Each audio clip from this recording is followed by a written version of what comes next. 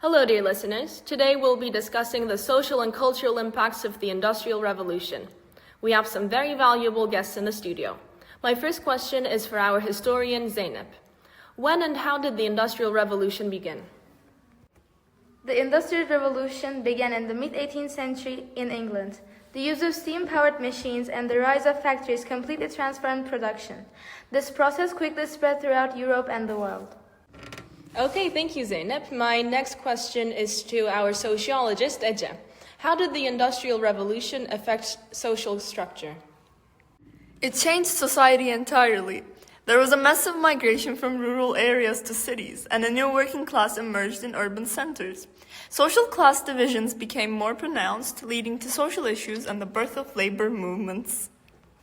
I completely agree. Now let's move on to the next question. My question is to the worker representative. How were women and children affected by this process?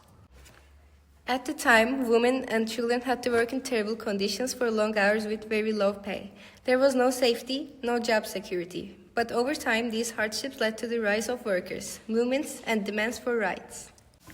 Dila, what cultural impacts did the Industrial Revolution have? The Industrial Revolution brought major cultural changes. Realism became a prominent artistic movement. Artists and writers began to focus on the lives of workers and the challenges of urbanization instead of idealized nature. Thank you, Dila. Now on to the next question. How is this transformation seen as an opportunity for industrialists? Factories allowed for faster production and lower costs, which lead to great wealth.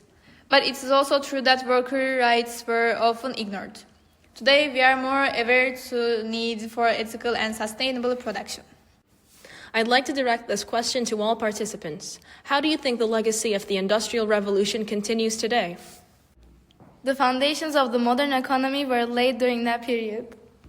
Class inequality and social justice are still relevant issues. The struggle for workers' rights is ongoing. Art and culture still reflect the traces of that era.